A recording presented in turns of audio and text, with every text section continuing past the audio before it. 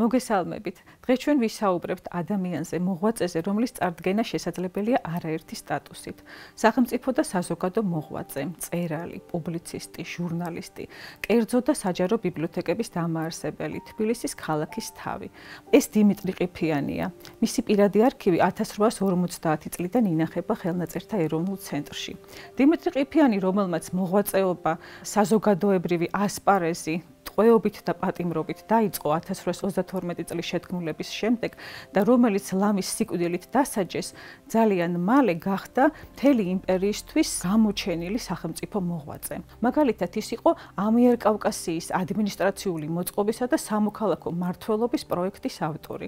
წარმოვიდგინოთ, რამხელა სტატუსი აქვს, რომ მთელი იმპერიის პრაქტიკულად მოწყობა ევალება. ის არის ინიციატორი ახალი ფინანსური სისტემისა. ამ მაღალი სტატუსის პარალელურად, რომელსაც ის იმპერიის ფარგლებში იმსახურებდა, არასოდეს ივიწყებდა თავის მთავარ ნაციონალურ საქმეებს.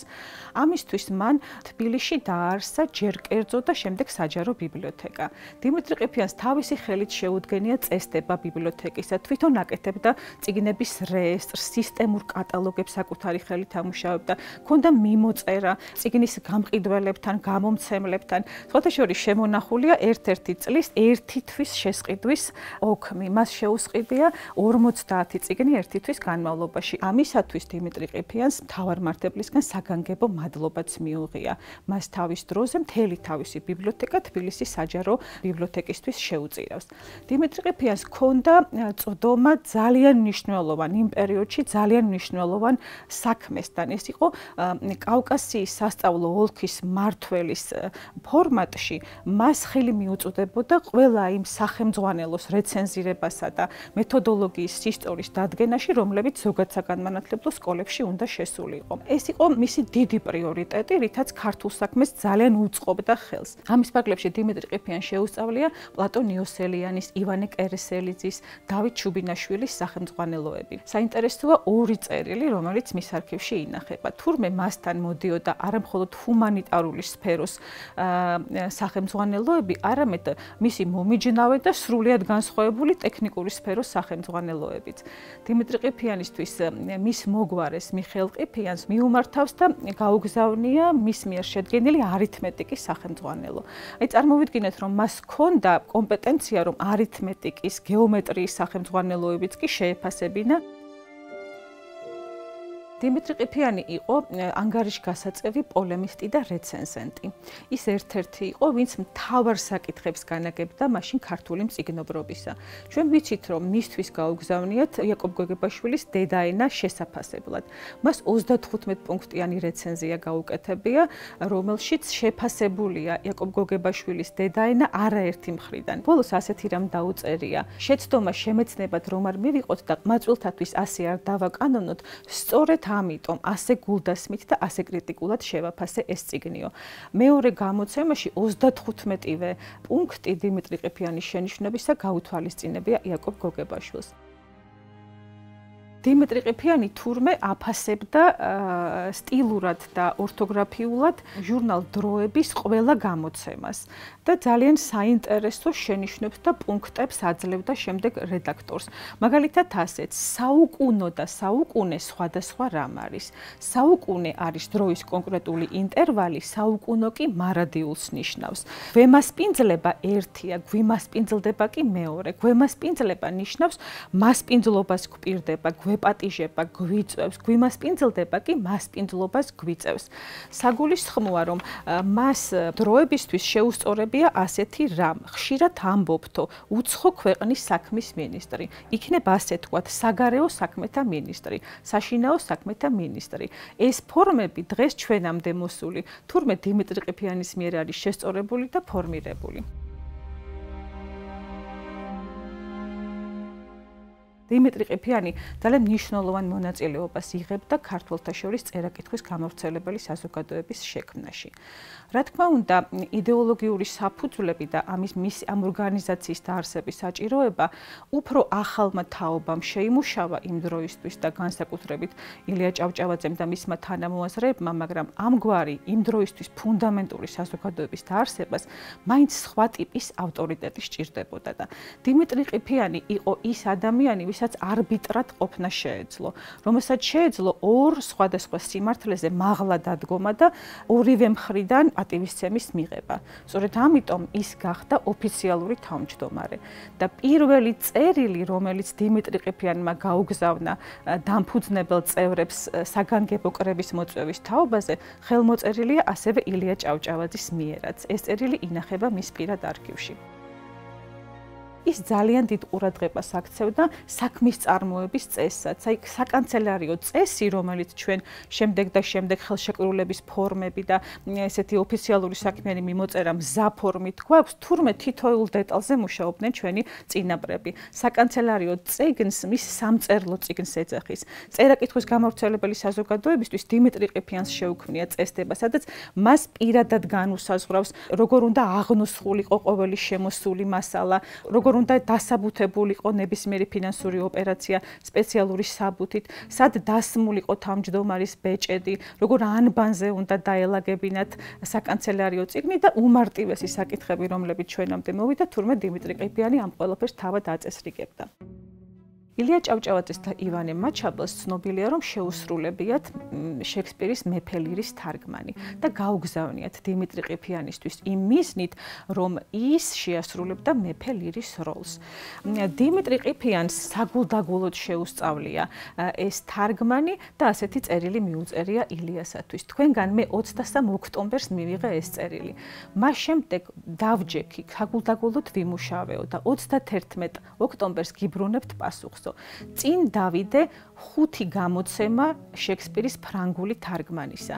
ასევე ფრანგულ, ინგლისურ და რუსული ლექსიკონი და თქვენი თარგმანიო. თქვენს სასახელოდ შეიძლება ითქვასო, რომ ჩემი მიუკარებელი და დაუნდობელი კრიტიკა მსუბუქად გადაევლო თავს თქვენს თარგმანსო. შესანიშნავად გითარგმნიათ, მაგრამ ერთი მთავარი ხარვეზი აქვს ამასო. კილო არ არის დედნის შესაბამისიო. ამ კილოზეთ არც არავის უსაუბრია შექსპირის ეპოქაშიც და არც მერეო. და თუ მაინც და მაინც ინებებთ, რომ მე შევასრულო მეფე ლირის როლი, მომეცით უფლება მე თავად შევასრულო ჩემივე პარტიის თარგმანიო. იმ ეპოქაში ძალიან მიღებული და გავრცელებული იყო ცნობილი საზოგადო მოღვაწეების მხრიდან თეატრალურ წარმოდგენაში მონაწილეობა. დიმიტრი ყიფიანი იყო ძალიან ანგარიშგასაწევი მთარგმნელი, როგორც მისი შვილი იგონებს, ის თითქმის 1 წლის განმავლობაში საპატიმროში ყოფნის დროს სრულად დაუფლებია ფრანგულ ენას და იდეალურად შეუსწავლია. მის არქივში ინახება ბომარშეს ფიგაროს ქორწინებისა და შექსპირის ვენეციელი ვაჭრის თარგმანი. მას ბატონყმობის გაუქმების საქმეში იმპერიამ საკმაოდ დიდი ფუნქცია დააკისრა. მას შეუდგენია 14 პუნქტიანი ანკეტა, რომელიც დაუგზავნია მემამულეთათვის მათი განწყობების, დამოკიდებულებებისა და მისწრაფებების შესასწავლად. სხვადასხვა საინტერესოა, რომ ეს ანკეტა შესრულებულია არა მხოლოდ რუსულ და ქართულ ენებზე, არამედ აზერბაიჯანულ და სომხურ ენებზეც. დიმიტრი ყიფიანი ძალიან გულმოდგინე მეოჯახე იყო. მისი პირადი წერილები სავსეა ინტერესით მისი ოჯახის მეურნეობის მიმართ, შვილების განათლების მიმართ. ის განსაკუთრებული სითბოთი ეპყრობა თავის მეუღლეს და შვილებს. დიმიტრი ყიფიანის მეუღლე განსაკუთრებული სინაზით და განსაკუთრებული მგზნობელობით ეპყრობა თავის მეუღლეს. ინტერესდება მისი ჯანმრთელობის მდგომარეობით, ინტენსიურად წერს უკვე გადასახლებულ მეუღლეს. მიმართავს ასე: ჩემო ანგელოზო, ჩემო შეუფასებელო, მოკითხვასთან ერთად ლოცვა კურთხევის გაგზავნის ჩვევაც აქვთ ერთმანეთის მიმართ. ნინო ჭილაშვილის 70-ზე მეტი წერილი ინახება დიმიტრი ყიფიანის არქივში.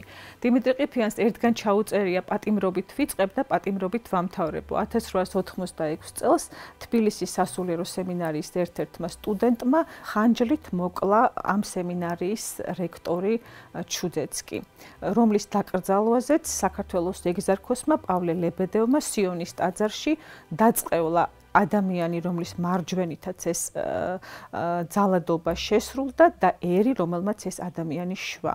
ამ დროს დიმიტრი ყიფიანი იმყოფებოდა ქვიშხეთში.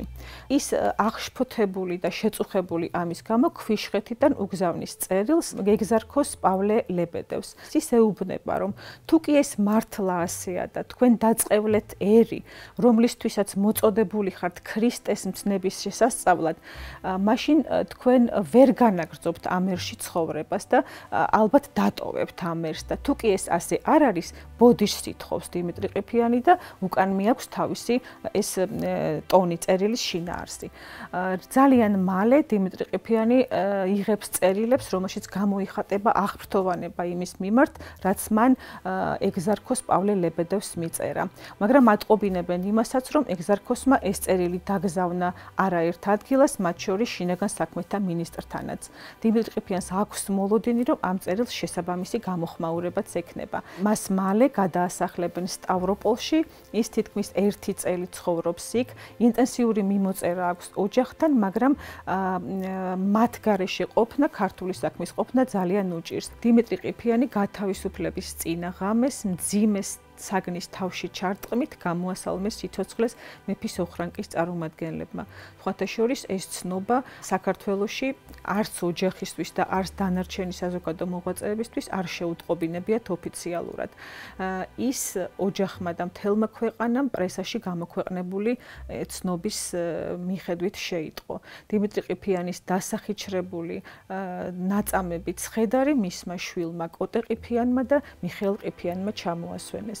ვალერიან გუნია იყო ხელმძღვანელი დაკრძალვის პროცესიისა, დაკრძალვას ძალიან მკაცრად აკონტროლებდა მეფის ოხრანკა, მის პროცესიას არ უნდა გაევლო რუსთაველის პროსპექტზე, რომ შესაბამისი ექსცესები არ მოჰყოლოდა მას, მაგრამ ვალერიან გუნიამ ძალიან თამამად და მკაცრად შეცვალა გეზი, სწორედ გოლოვინის პროსპექტზე გამოატარა მთელი პროცესია. დიმიტრი ყიფიანის ასეთმა ველურმა მკვლელობამ მაშინ შეძრა მთელი საზოგადოება და არაერთი ადამიანი გამოსულა სიტყვით მის პროცესიაზე.